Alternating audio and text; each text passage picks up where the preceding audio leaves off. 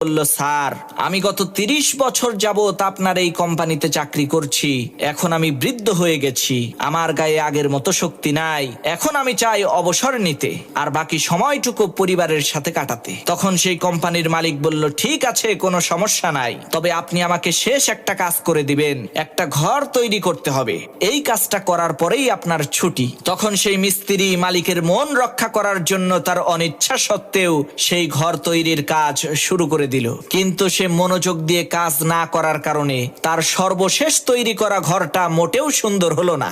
ঘর তৈরির কাজ সম্পূর্ণ হওয়ার পর কোম্পানির মালিক যখন ঘরটাকে দেখতে আসলো, তখন ওই মিস্ত্রিকে ডেকে এনে বলল, আজ থেকে এই ঘরটা আপনার, আমাদের এই কোম্পানির পক্ষ থেকে আপনাকে এই ঘরটা গিফট করা হলো।